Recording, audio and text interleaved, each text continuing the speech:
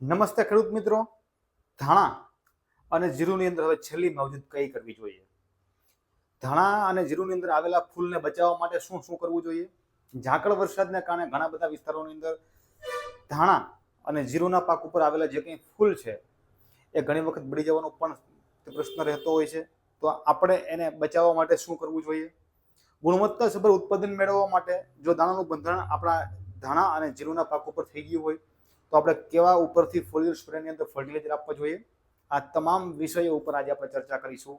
તમે જોઈ રહ્યા છો એ ખેતીના દવાખાના યુટ્યુબ ચેનલ તથા ખેડૂત મોલ ધોરાજીમાં આપ સર્વે ખેડૂત મિત્રોનું હાર્દિક સ્વાગત છે. જો તમે અમારી યુટ્યુબ ચેનલ અથવા અમારા ફેસબુક પેજ એ ખેતીના દવાખાના ઉપર નવા હોય તો તમે એને સબસ્ક્રાઇબ અને એને ફોલો કરો, જેથી કરીને અમારા દ્વારા મૂકવામાં આવતી ખેતીલક્ષી ઉપયોગી માહિતી કે વિડીયોઝ એ આપ લોકો સુધી સરળતાથી અને વહેલી તકે પહોંચી જાય એવી જ આશા સાથે. તો ખાસ કરીને આજની આપણી કૃષિ માહિતીનો વિષય છે ધાણા અને જીરામાં છેલ્લી માવજત શું કરવી જોઈએ. એમાં ખાસ કરીને ધાણાની અંદર જો વાત કરવામાં આવે તો ધાણાની અંદર ફૂલને બચાવવા માટે આપણે શું કરવું જોઈએ? અત્યારે આમ જોવા જઈએ તો ધાણાની અંદર જે પહેલો માળ છે એ આપણે કમ્પ્લીટ થઈ ગયો છે અને બીજો જે કંઈ માળ છે એ અત્યારે ક્યાંય ને ક્યાંય ફૂલ અવસ્થાએ જોવા મળે છે. ગુજરાતના ઘણા બધા વિસ્તારોની અંદર અત્યારે એ ઝાકળ વરસાદ આવે છે. ઝાકળ વરસાદ આવતી હોવાના કારણે ધાણા અથવા તો જીરું કે અન્ય કોઈ પણ પાકની અંદર ખાસ કરીને આ નુકસાન કરે છે. જો ધાણાના પાકની વાત કરવામાં આવે તો ઝાકળ વરસાદને કારણે ધાણાના જે કંઈ ફૂલ છે એમાં પાણી ભરાઈ રહે છે. પાણી ભરાઈ રહેતું હોવાથી એની અંદર ફૂગનું ડેવલપમેન્ટ થાય છે. ફૂગના વિકાસને કારણે ધાણાના જે કંઈ ફૂલ છે એ બળી જાય છે અથવા તો ખરવા માંડે છે. તો ખાસ કરીને આ ફૂગના ડેવલપમેન્ટને આપણે કઈ રીતે અટકાવવું જોઈએ? તો ખાસ કરીને માર્કેટની અંદર મળતું એઝોસ્ટ્રોબિન અને ડાયફેનોકોનાઝોલ તમે એક પંપની અંદર 25 મિલી લખે નાખી અને તમે તમારા ધાણાના પાક ઉપર છંટકાવ કરશો તો જે કંઈ ફૂગનું ડેવલપમેન્ટ છે એ આપણે ઘણા બધા અંશે ઓછું જોવા મળશે અથવા તો આપણે એની અંદર સારામાં સારું નિયંત્રણ કરી શકીશું. ફૂગના નિયંત્રણને કારણે ધાણાની અંદર જે કંઈ ફૂલ ખરવાનો જે કંઈ પ્રશ્ન છે એ ઘણા બધા અંશે ઓછો થઈ જાય છે અને જેટલી ફૂલોની સંખ્યા વધારે એટલી જ આપણે ફ્રૂટની સંખ્યા વધારે જોવા મળે છે. તો કોઈ પણ પાકની અંદર ખાસ કરીને એ પોલિનેશન એ ખૂબ મહત્વનો ભાગ ભજવે છે. જે કોઈ પણ પાકની અંદર જેટલું પોલિનેશન સારું એટલું આપણે ઉત્પાદન પણ વધારે જોવા મળે છે. એટલા માટે પોલિનેશનને વધારવા માટે આપણે શું કરવું જોઈએ?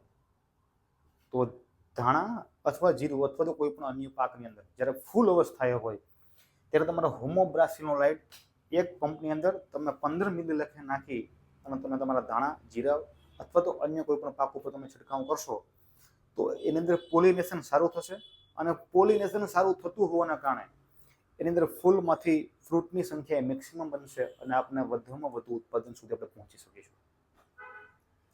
તો ખેડૂત મિત્રો, અત્યારે જીરાની અંદર પણ ઝાકળ વરસાદથી ક્યાંય ને ક્યાંય ચરમી આવવાની શક્યતા અને સંભાવનાઓ છે અને કોઈ વિસ્તારમાં ચરમી આવી પણ ચૂકેલી છે. તો જીરાની અંદર આપણે ચરમીથી બચવા માટે શું કરવું જોઈએ? તો ખાસ કરીને જે વિસ્તારોની અંદર અથવા તો જે ખેતરમાં આપણે પાણી ભરાઈ રહેતું હોય એ વિસ્તારોની અંદર આપણે ખાસ કરીને જોવું જોઈએ અથવા તો અવલોકન કરવું જોઈએ. ત્યાં ચરમી આવવાની શક્યતા પહેલાં હોય છે અને જે વિસ્તારમાં પાણી ભરાઈ રહેતું હોય એની અંદર ખાસ કરીને પાણીના યોગ્ય નિકાલની વ્યવસ્થા કરવી જોઈએ. મારા વ્યક્તિગત અનુભવોના આધારે જો વાત કરું તો જ્યારે આપણા વિસ્તારનું વાતાવરણ એ વાદળછાયું અથવા તો ઝાકળ વરસાદની આગાહી હોય અથવા તો ઝાકળ વરસાદ આવતો હોય તો આવી પરિસ્થિતિની અંદર આપણે જીરાને પિયત ન આપવું જોઈએ.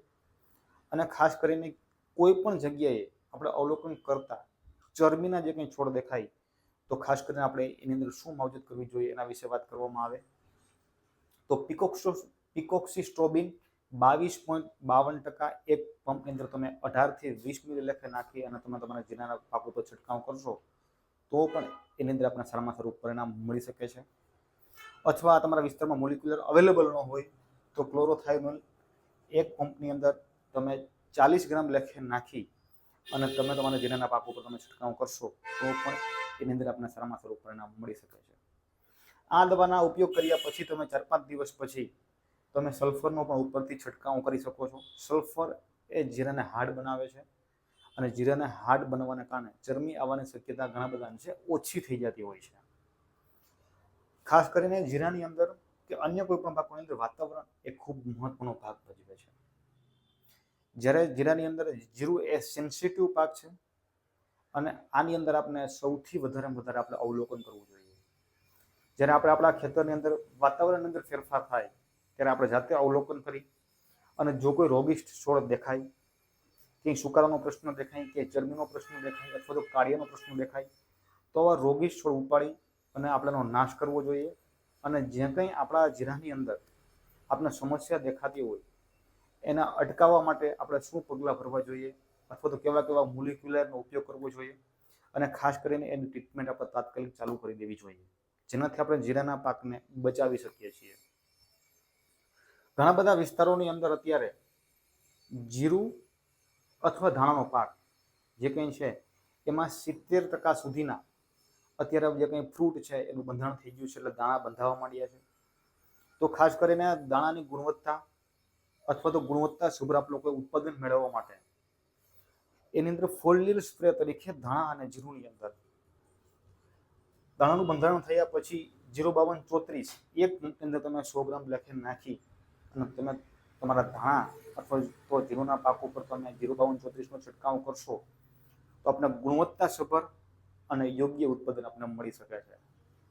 તો ખાસ કરીને ખેડૂત મિત્રો, આ મેં તમને જે માહિતી આપી એનાથી તમને એમ કે કોઈ બેનિફિટ થયો કે કેમ એ તમારો અભિપ્રાય અમને કોમેન્ટ બોક્સમાં લખીને જણાવો. આ ટ્રીટમેન્ટ કર્યા પછી તમારા ધાણા અથવા તો જીરુંની અંદર કેટલા અંશે તમને બદલાવ લાગ્યો એ પણ તમે કોમેન્ટ બોક્સમાં લખીને જણાવો. એવી જ આશા અને એવા જ વિશ્વાસ સાથે ભારત માતા કી જય.